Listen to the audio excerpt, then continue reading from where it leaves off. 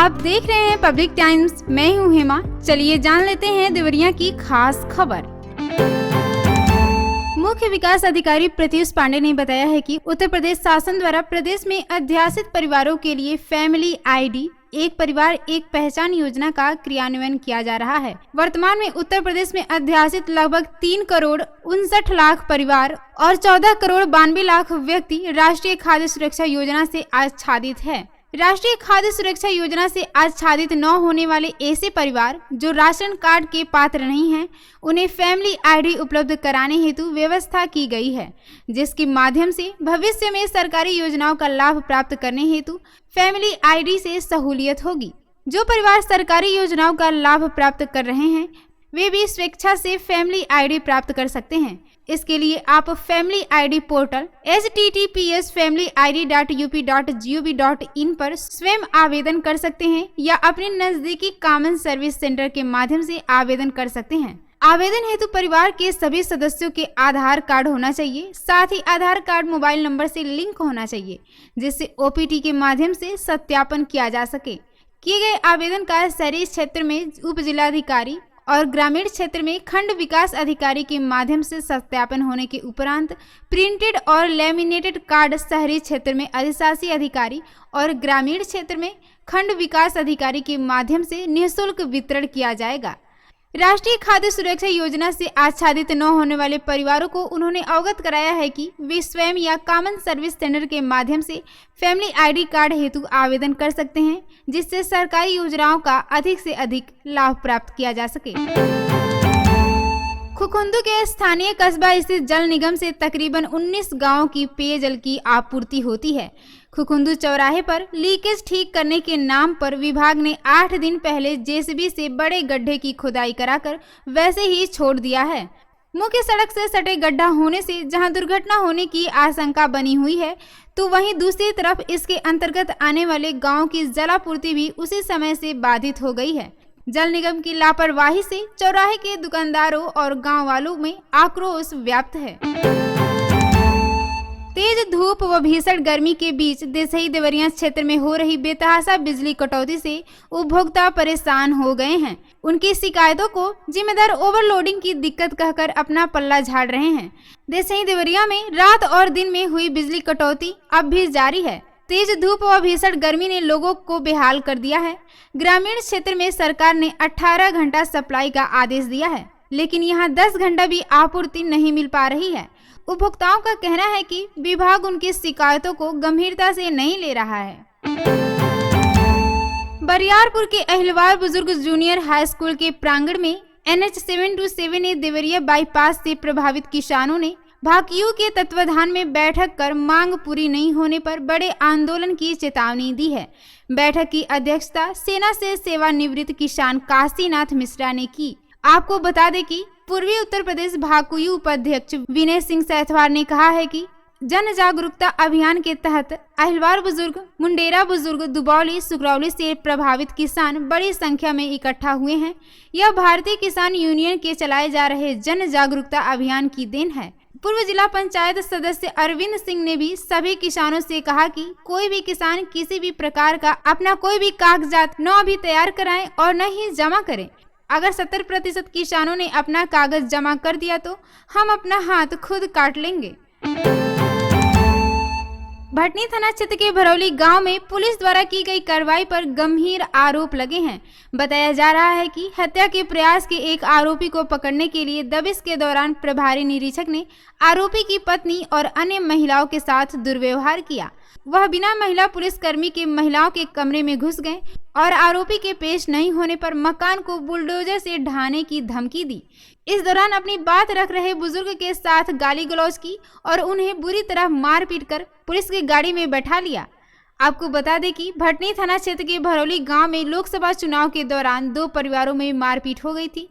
पीड़ित के तहरीर पर पुलिस ने 4 आरोपियों पर हत्या के प्रयास इत्यादि का केस दर्ज किया।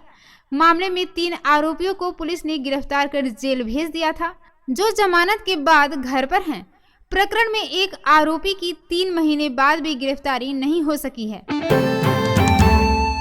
सलेमपुर कोतवाली थाना क्षेत्र के मलकौली गांव स्थित महात्मा भारती इंटर कॉलेज में दो पक्षों में जमकर मारपीट हो गई। इसमें एक पक्ष के सहलिपिक गंभीर रूप से घायल हो गए। मारपीट के चलते घंटों आफरा ताफरी मची रही। विवाद इतना बढ़ गया कि बच्चे कॉलेज से घर भाग निकले। सूचना पर पहुंची पुलिस ने घायल सहलिपिक को इलाज के लिए सामुदायिक स्वास्थ्य केंद्र पहुंचाया, जहां डॉक्टर ने प्राथमिक उपचार के बाद मेडिकल कॉलेज रेफर कर दिया।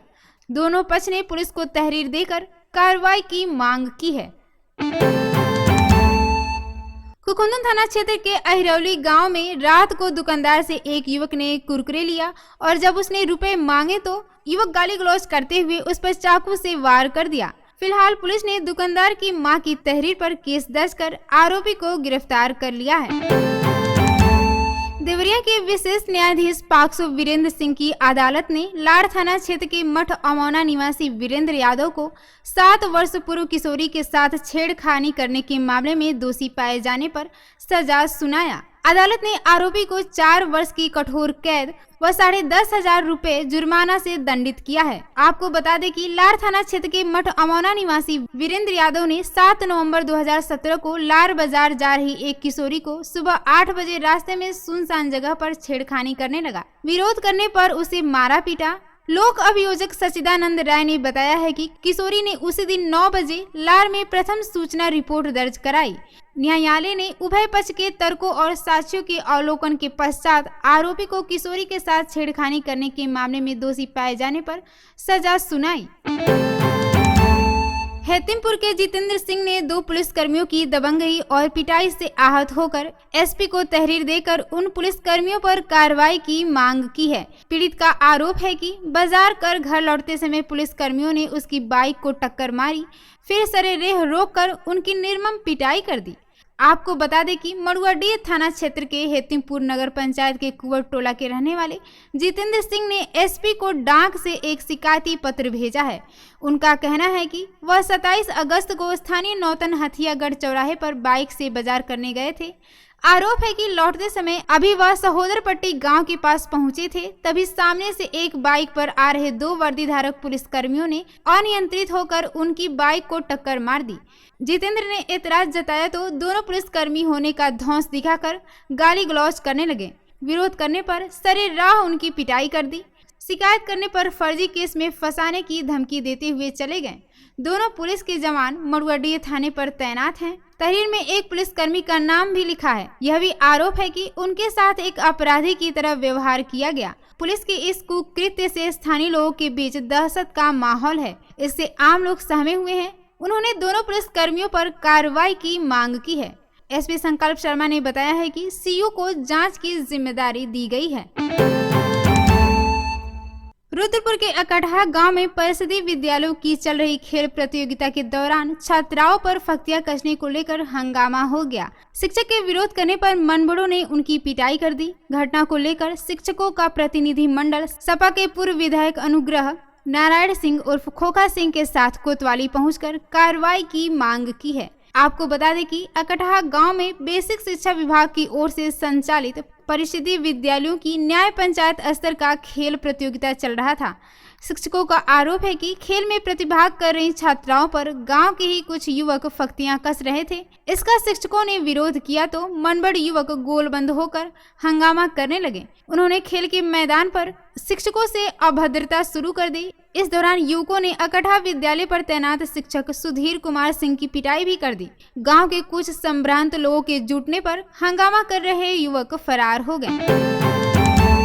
आपको बताते चले कि देवरिया के मेडिकल कॉलेज में बेहोशी के डॉक्टर के अवकाश पर जाने पर अब गर्भवती का सिजेरियन बाधित नहीं होगा। बेहोशी के डॉक्टर की कमी देखते हुए पैनलाइजेशन की व्यवस्था शुरू करने की योजना बनाई गई है। इसके लिए प्राइवेट डॉक्टरों का पैनल बना लिया गया है। अनुमोदन के बाद 15 दिनों में यह चालू हो जाएगा।